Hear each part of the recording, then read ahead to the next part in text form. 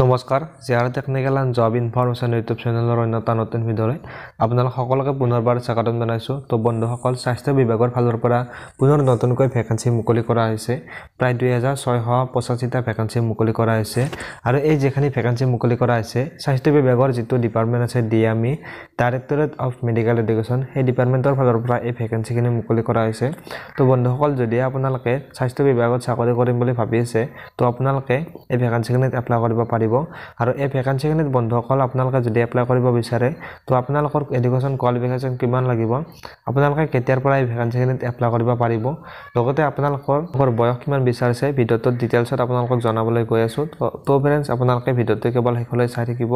আৰু যদি ফ্ৰেণ্ডছ আপোনালোকে নতুনকৈ আমাৰ চেনেলত ভিডিঅ' চাই আছে তো আপোনালোকে চেনেলটো ছাবস্ক্ৰাইব কৰি বেল আইকনটো প্ৰেছ কৰি ৰাখিব, যাতে এনেকুৱা ধৰণৰ জব ইনফৰ্মেটিভ ভিডিঅ' আপলোড কৰাৰ লগে লগে আপোনালোকে নটিফিকেশ্যনবিলাক লগে লগে পাই যায়। তেন্তে বলকচোন ফ্ৰেণ্ড, পলম কৰি ভিডিঅ'টো আৰম্ভ কৰোঁ।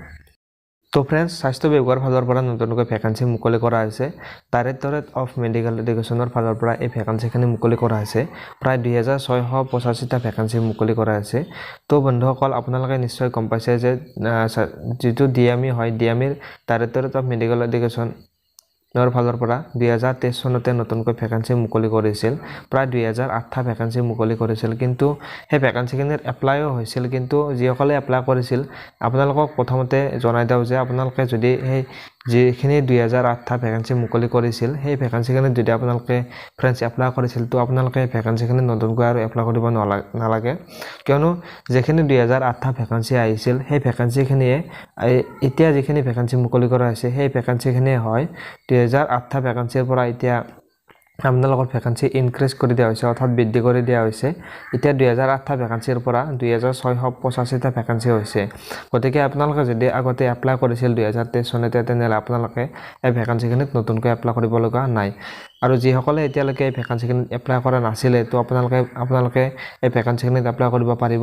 আৰু এই ভেকেন্সিখিনি গ্ৰেড 3 টেকনিকেল পোষ্টৰ কাৰণে ভেকেন্সিখিনি হয়।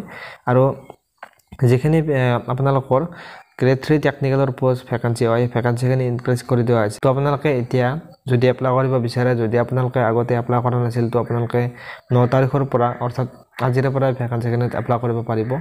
এতিয়ালৈকে ফ্ৰেণ্ডছ আপোনালোকৰ লিংকটো এক্টিভ কৰি দিয়া নাই, খুব সম্ভৱ আপোনালোকৰ ৰাতিয়ে আপোনালোকৰ লিংকটো এক্টিভ কৰি দিব, আপোনালোকে এপ্লাই কৰিব পাৰিব।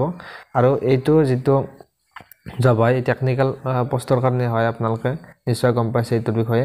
তো ইয়াত আপোনালোকৰ ভেকেন্সি আছিল প্ৰায় টেকনিকেল পোষ্টৰ কাৰণে 1708টা ভেকেন্সি আছে। আৰু যিখিনি নন টেকনিকেল হয়, নন টেকনিকেলৰ 320টা ভেকেন্সি আছে। আৰু গ্ৰেড 4ৰ ভেকেন্সি আছিলে প্ৰায় 657টা ভেকেন্সি আছে। টোটেল আপোনালোকৰ ভেকেন্সি হৈছে এতিয়া 2685টা ভেকেন্সি হৈছে।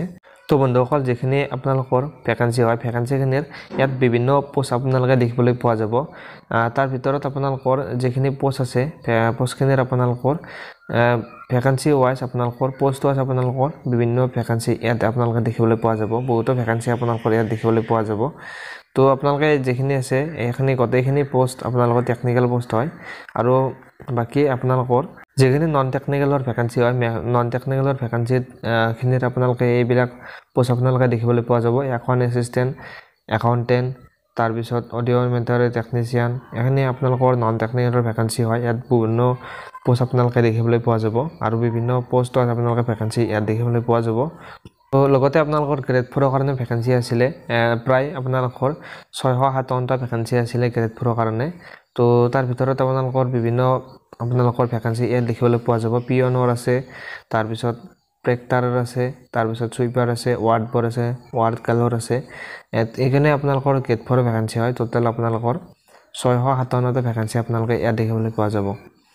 তো আপোনালোকে যদি ভেকেন্সিখিনিত এপ্লাই কৰিব বিচাৰে তো আপোনালোকৰ এমপ্লয়মেণ্ট এক্সেছ কাৰ্ডত নাম থকাটো আপোনালোকৰ বাধ্যতামূলক। আপোনালোকৰ এমপ্লয়মেণ্ট এক্সেছ কাৰ্ডত আপোনালোকৰ নাম থাকিবই লাগিব। বোলে আপোনালোকৰ বয়সটো বিচাৰিছে, যিসকল জেনেৰেল কেণ্ডিডেট হয়, ইউআৰ কেণ্ডিডেট, তেওঁলোকে 18 বছৰৰ পৰা 40 বছৰলৈ এপ্লাই কৰিব পাৰিব। আৰু যিসকল ST SC কেণ্ডিডেট হয় তেওঁলোকে 5 বছৰ আপোনালোকে ৰিলেক্সেশ্যন আপোনালোকে পাব। আপোনালোকে 18 বছৰৰ পৰা 45 বছৰলৈ এপ্লাই কৰিব পাৰিব।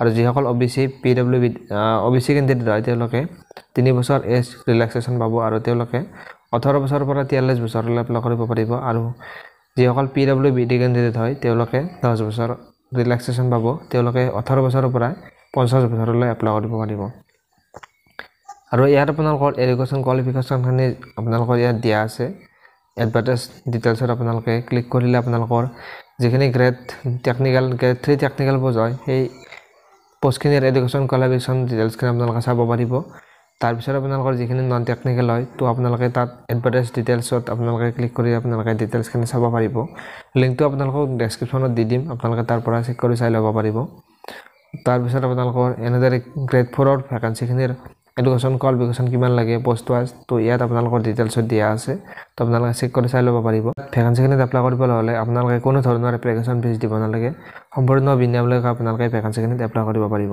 তো ফ্ৰেণ্ডছ আপোনালোকে যদি ভ্যাকেন্সিখিনিৰ প্ৰতি ইণ্টাৰেষ্ট তো যদি আপোনালোকৰ কোৱালিফিকেশ্যন মিলে তো আপোনালোকে ভ্যাকেন্সিখিনিত এপ্লাই কৰিব পাৰিব তো আজিৰ পৰা আপোনালোকে ভ্যাকেন্সিখিনিত এপ্লাই কৰিব পাৰিব কিন্তু এতিয়ালৈকে লিংকটো এক্টিভ কৰি দিয়া নাই সম্ভৱ আপোনালোকৰ গধূলি বা ৰাতি আপোনালোকৰ লিংকটো এক্টিভ কৰি দিব তো আপোনালোকে এপ্লাই কৰিব পাৰিব যদি ফ্ৰেণ্ডছ আপোনালোকে ভিডিওটো ভাল পালে তেনেহ'লে ভিডিওটোত এটা লাইক কৰি দিব আৰু চেনেলটো যদি নতুনকৈ আহিছে চেনেলটো সাবস্ক্ৰাইব কৰি বেলাইকনটো প্ৰেছ কৰি ৰাখিব চাই থাকিব যে আৰু technical and job information YouTube channel ধন্যবাদ জয় আই অসম